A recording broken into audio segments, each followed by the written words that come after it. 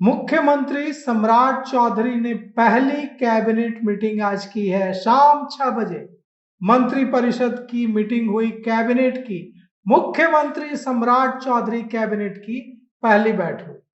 अब ये जो मीटिंग हुई है, ये जो बैठक हुई है, इसमें 3 ही तो लोग रहेंगे, क्योंकि मुख्यमंत्री है सम्राट चौधरी, डिप्टी सीएम है विजय चौधरी और डिप्टी सीएम है विजेंद्र यादव।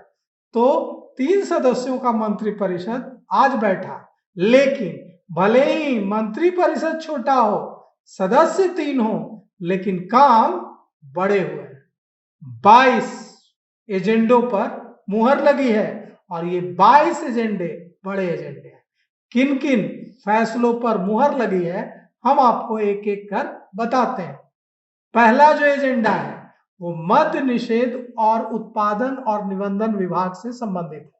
बिहार निबंधन नियमावली 2026 तथा 80 वर्ष या उससे अधिक आयु के वरिष्ठ नागरिकों को निबंधन की विशेष सुविधाओं की स्वीकृति के संबंध में। अब देख लीजिए, बिहार निबंधन नियमावली 2026 मतलब अब 80 वर्ष या उससे अधिक आयु के जो वरिष्ठ नागरिक हैं उनको निबंधन की विशेष सुविधाएं मिलेंगी। दूसरा जो है पर्यटन विभाग से संबंधित, कतिपय शर्तों के अधीन मुंगेर के तारापुर में सांस्कृतिक, धार्मिक और पर्यटकीय सुविधाएं विकसित करने के लिए कृषि विभाग की मौजा गाजीपुर थाना संख्या 191 जमाबंदी संख्या 289 की 15 एकड़ 1 डिसमिल यानी कि 15 एकड़ 1 डिसमिल की जो जमीन है, यह भूमि पर्यटन विभाग को निःशुल्क हस्तांतरण के लिए, निःशुल्क ट्रांसफर के लिए स्वीकृति दी गई है। इसका मतलब यह हुआ कि मुंगेर के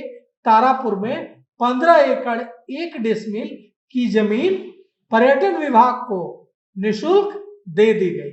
तीसरा जो एजेंडा है, तीसरा एजेंडा भी पर्यटन विभाग से संबंधित है। सारण के सोनपुर में बाबा हरिहर नाथ मंदिर परिक्षेत्र का काशी विश्वनाथ कॉरिडोर वाराणसी के तर्ज पर समग्र विकास होगा और भूअर्जन किए जाने के लिए 680 करोड़ रुपए की प्रशासनिक स्वीकृति दी गई है। तो बड़ी खबर हम आपको बता रहे हैं, बाबा हरिहर नाथ मंदिर का काशी विश्वनाथ कॉरिडोर के तर्ज पर विकास होगा और इसके लिए बिहार सरकार ने 680 करोड़ रुपए की राशि को स्वीकृति दे दी है। चौथा जो एजेंडा है, जो स्वीकृत हुआ है, ये युवा रोजगार और कौशल विकास विभाग से संबंधित है।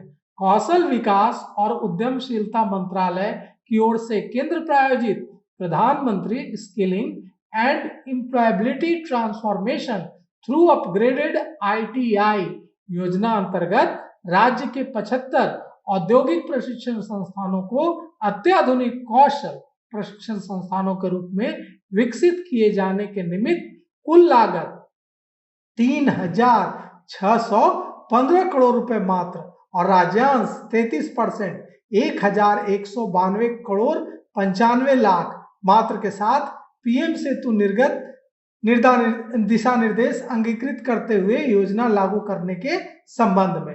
तो जो चौथा एजेंडा है वो ITI से संबंधित है, युवा रोजगार और कौशल विकास विभाग से संबंधित है। अब पांचवा जो एजेंडा है वो जिसे जो स्वीकृत किया गया है वो नगर विकास और आवास विभाग से संबंधित है।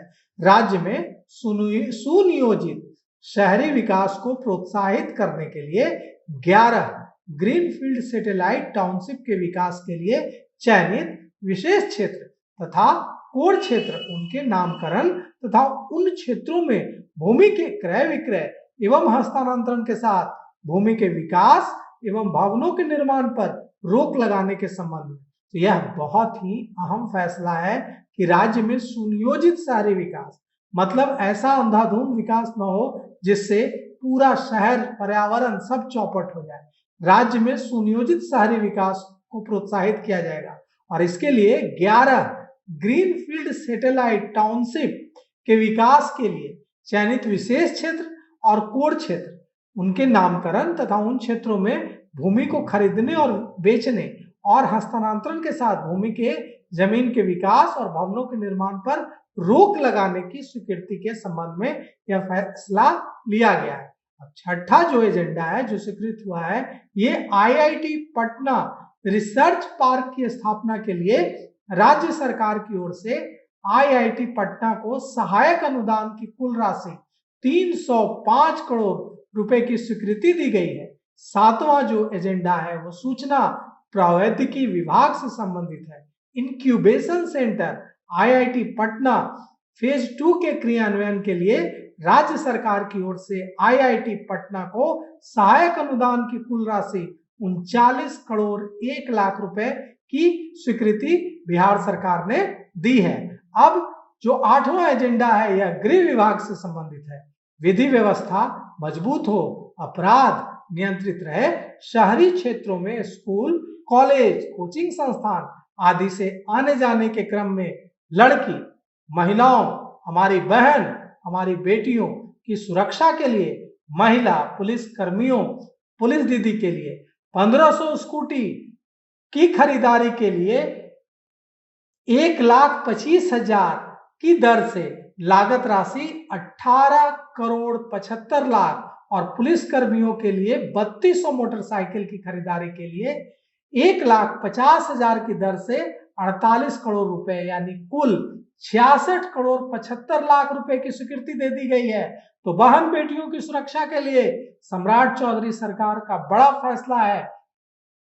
पुलिस दीदी 1500 स्कूटी से घूमेगी, साथ ही साथ पुलिस कर्मियों के लिए भी 3200 मोटरसाइकिल की खरीदारी पुलिस को करके दिया जाएगा ताकि गली गली में पुलिसकर्मी हमारे मौजूद रहें और बहन बेटियों की सुरक्षा हो सके, कोई उनके तरफ बुरी नजर उठाने की हिमाकत न कर सके।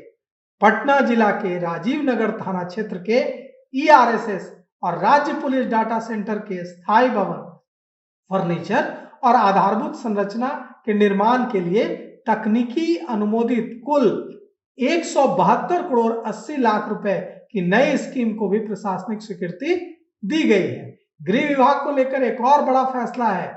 राज्य के बहुमंजिली भवनों की अग्नि सुरक्षा सह बचाव के लिए 62 मीटर ऊंचाई के एक अदद हाइड्रोलिक प्लेटफॉर्म सह टर्न टेबल एरियल लैडर की खरीदारी के लिए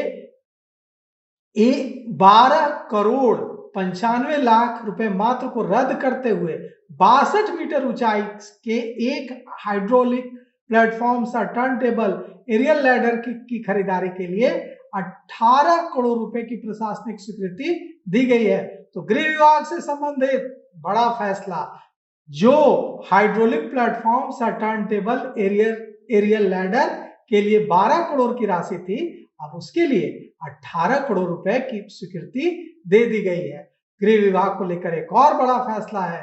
राष्ट्रीय फॉरेंसिक साइंसेस यूनिवर्सिटी के ऑफ कैंपस और केंद्रीय फॉरेंसिक साइंसेस लेबोरेटरी के आधारभूत संरचना के निर्माण के लिए पटना जिला के पुनपुन अंचल के मौजा डुमरी थाना नंबर 34 के विभिन्न खेसरा की कुल 50 एकड़ रैयती भूमि के आधार पर भू अर्जन के लिए 287 करोड़ 16 लाख 95 हजार रुपए की स्वीकृति देने के प्रस्ताव पर मंत्रिपरिषद की स्वीकृति दे दी गई है। कृषि विभाग से बड़ा फैसला, नए राजकीय बीज गुणन प्रक्षेत्रों के स्थापना के लिए कृषि विभाग को शहरी बीज गुणन इकाइयों में उपलब्ध भूमि की दुगना भूमि ग्रामीण क्षेत्र में उपलब्ध कराए जाने तथा शहरी बीज गुणन प्रक्षेत्रों के वर्णित भूमि को अन्य विभाग को विकासोन्मुख योजनाओं के लिए आईडीए इंफ्रास्ट्रक्चर डेवलपमेंट अथॉरिटी के माध्यम से निःशुल्क उपलब्ध कराया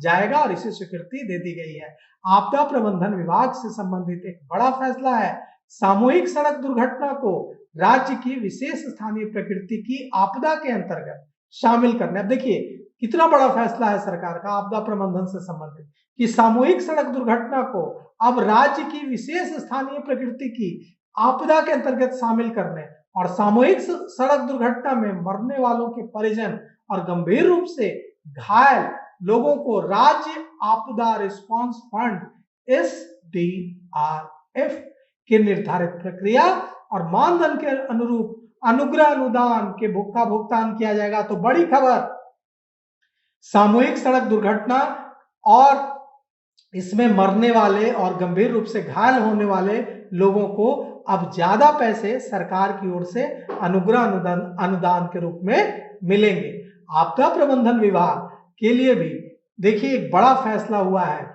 राज्य में सरकार ने फैसला लिया है कि राज्य में 15/9/2021 से 31 मार्च 2022 तक की अंतरिम अवधि में सामूहिक सड़क दुर्घटना में मृतकों के परिजनों एवं गंभीर रूप से घायल लोगों को सहाय मानदर के अनुरूप अनुग्रह भुगतान के संबंध में फैसला लिया गया है। सूचना प्रौद्योगिकी विभाग सहयोग हेल्पलाइन के लिए, सूचना प्रौद्योगिकी विभाग में सहयोग हेल्पलाइन के लिए अधिष्ठापन के लिए 72,76,00,000 रुपए की प्रशासनिक स्वीकृति दी गई है। सिविल विमानन को लेकर एक बड़ा फैसला लिया गया है।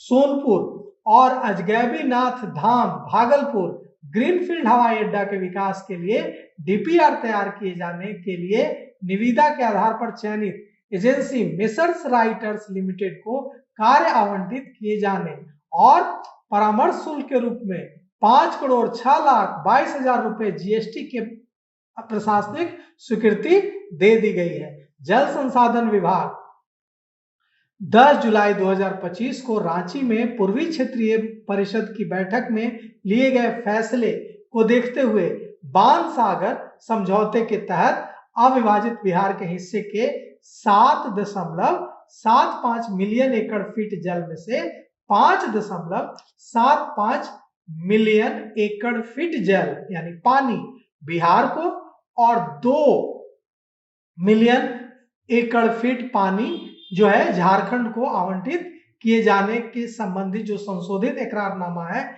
इसकी स्वीकृति भी कैबिनेट ने दे दी है। जल संसाधन विभाग को लेकर एक और देखिए फैसला हुआ है। प्रगति यात्रा के दौरान की गई घोषणा के आलोक में कैमूर के जमनिया से ककरैत गंगा जल उद्वाह सिंचाई योजना के कार्यान्वयन के लिए उत्तर प्रदेश में लगभग